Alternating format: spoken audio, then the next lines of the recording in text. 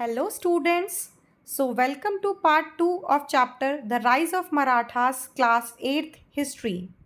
So last class में हमने किया कि कैसे छत्रपति शिवाजी ने मराठा एम्पायर को नॉर्थ से लेकर डाउन साउथ तक कंप्लीटली उन्होंने मुगलों के अधीन भी उन्होंने अपने एम्पायर को बचा के रखा और इस तरीके से वो अपने एम्पायर को और ज़्यादा स्ट्रॉन्ग बनाते चले गए।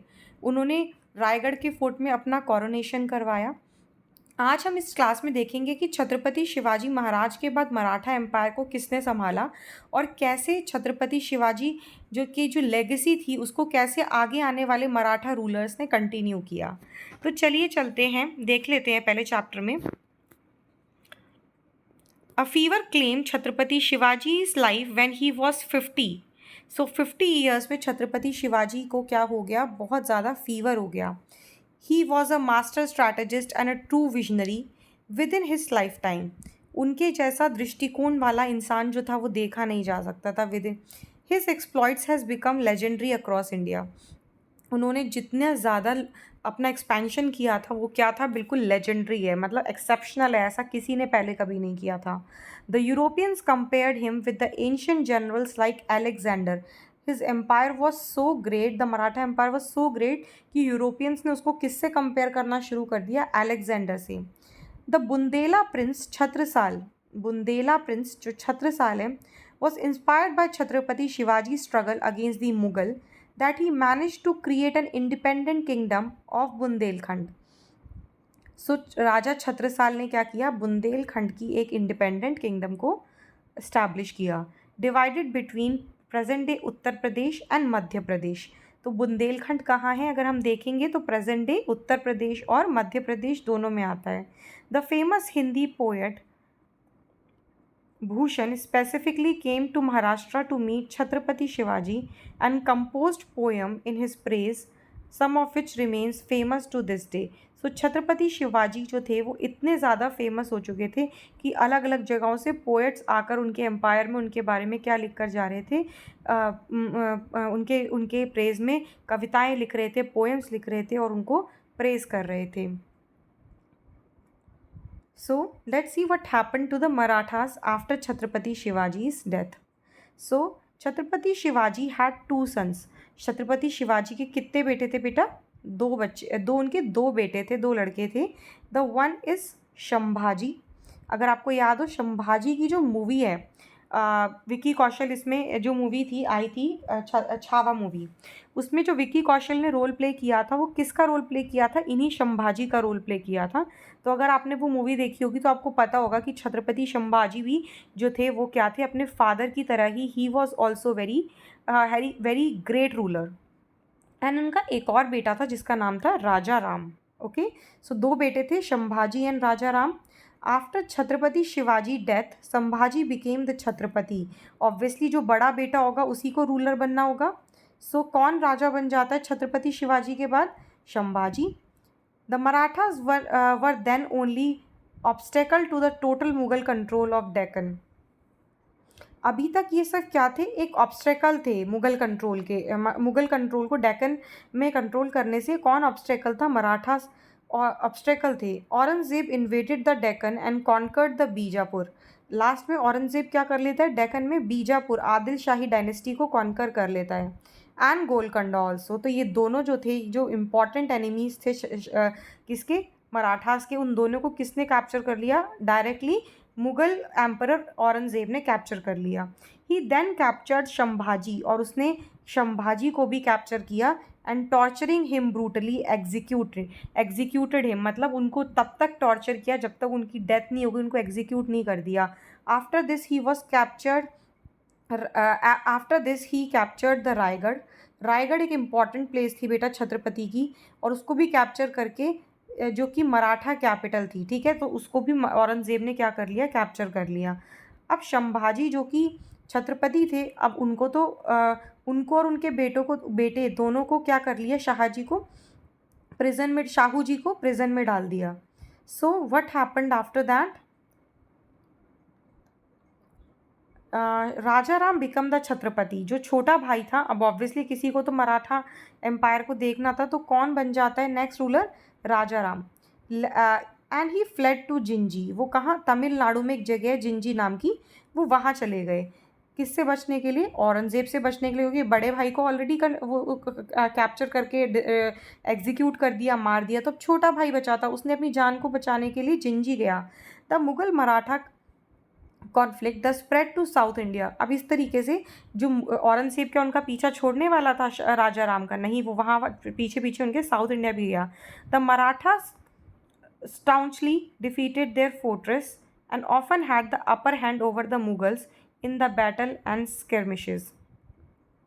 So,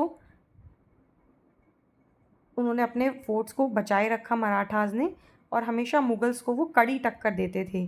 Aurangzeb was thus unable to leave the Deccan, इसीलिए औरंगजेब डेक्कन को छोड़ नहीं पा रहा था, and died without having succeeded in subduing the Marathas. वो बिना डेक्कन को जीत पाए ही उसकी डेथ हो गई, तो उसका जो सपना था डेक्कन पर कंट्रोल करने का वो अधूरा रह गया। Who emerge as a strong contender to the Mughals, no longer on the defensive, the Marathas led by the Tarabai. अब नेक्स्ट जो मराठास थे उनको कौन लीड करने लग गई? ताराबाई। ये राजा राम की वाइफ थी बेटा, राजा राम की वाइफ थी। Made large scale इनरोड into Mughal territories, उन्होंने मुगल टेरिटरीज में घुसने की पूरी कोशिश करी। She was a women, but फिर भी उन्होंने लीडरशिप प्रोवाइड करी, eventually conquering large parts of India. और ताराबाई के लीडरशिप में एक लार्ज पार्ट को कंट्रोल कर लिया गया जो कि मुगलों के अंडर में आता था। During this rapid expansion the Marathas themselves underwent a structural transformation। जब ये सारी चीज़ें हो रही थी, मतलब राजा राम को भी कैप्चर कर लिया, ताराबाई के हाथ में पावर आ गई, तो एक स्ट्रक्चरल चेंज आया। मतलब क्योंकि अब कोई मेल नहीं था जो कि अपना लीडरशिप प्रोवाइड कर रहा था मराठास को, तो ऐसी सिचुएशन में क्या हुआ, एक नई पोस्ट निकाली गई। जैसे कि अगर राजा नहीं है तो राजा की जगह पर कौन सारे के सारे डिसीजंस लेगा, तो उसके लिए एक अलग पोस्ट निकाली गई। Okay, the centralise state from Chhatrapati Shivaji's time gave way to more decentralise structure. Chhatrapati ने जितना ज़्यादा सेंट्रलाइज किया था, मतलब केंद्रीकृत किया था शक्ति को अपने अंदर, उतना ही विकेंद्रित हो गई शक्ति किसके अंडर? छत्रपति शिवाजी के आने वाले जो और राजा थे उनके अंदर। So still nominally centred around the Chhatrapati, but the chief वील्डिंग more power. अब इसमें जो मराठा चीफ्स थे उनके पास बहुत ज़्यादा पावर चली गई। किसके पास? जो छोटे छोटे मराठा चीफ्स थे। In particular the Peshwa, a Persian term for prime minister. इसमें सबसे इंपॉर्टेंट कौन हो जाता है बेटा? पेशवा सबसे इंपॉर्टेंट हो गया। इवन ओवर द, जिसको हम क्या बोल सकते हैं, ये छत्रपति के प्राइम मिनिस्टर थे। ग्रेट इन्फ्लुएंस हो गया इनका Chhatrapati. Even over the Chhatrapati himself, Chhatrapati खुद इसके बहुत मानते थे, इनकी बहुत रिस्पेक्ट करते थे। In particular Peshwa Bajirao one and his son Nana Saheb Peshwa were instrumental in the pan Indian expansion of Marathas. तो इसमें पेशवा बाजीराव वन और नाना साहिब दोनों ही ज़्यादा बहुत इंपॉर्टेंट हुए बेटा, जिन्होंने कि इंडिया मराठास का एक्सपेंशन किया।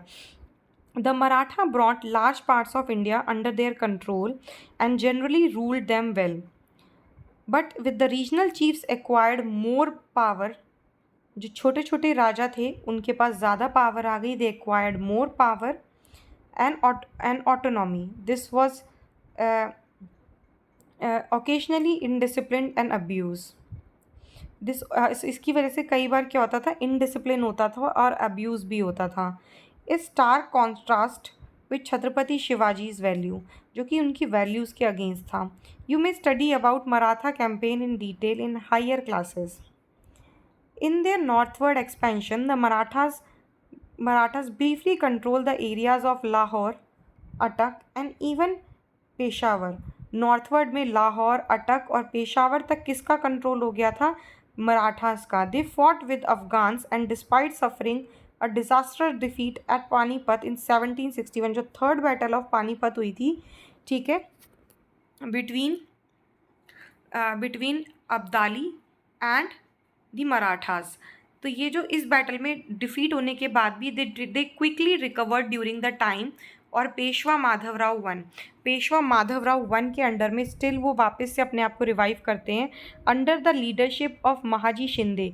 महाजी शिंदे के लीडरशिप में they went to recapture Delhi in 1771 और अगले 10 सालों में ही वो वापस से दिल्ली पर कैप्चर करने के लिए निकल पड़ते हैं, which remain under their control till the British capture 3 decades letter.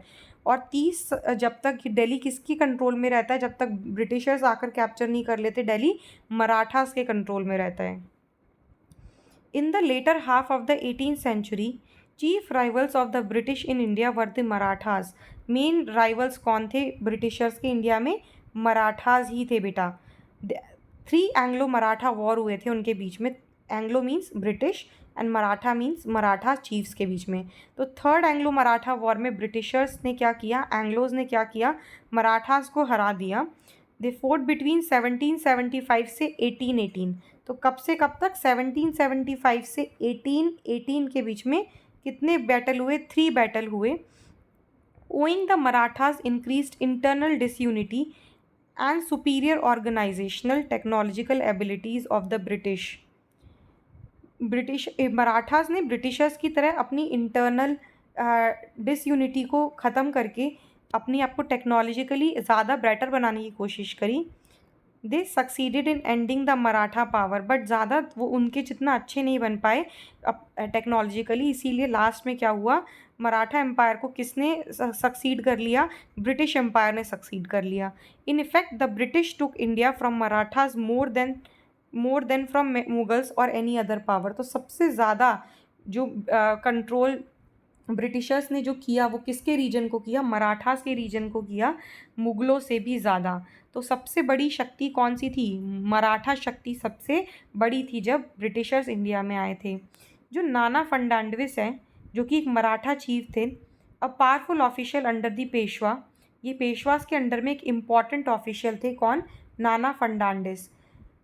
Is credited with organising the first pan Indian anti British. इन्होंने एक एंटी ब्रिटिश अलाइंस बनाई थी। आप यहाँ पे फोटो में देख सकते हैं कि कैसे एक ब्रिटिश जो है ये मराठास के सामने झुककर बैठा हुआ है। He even united old adversaries like Hyder Ali of Mysore. उसने इनके साथ भी और निज़ाम ऑफ हैदराबाद के साथ भी क्या किया? हाथ मिलाकर इनको ब्रिटिशर्स को अपने आगे झुका दिया।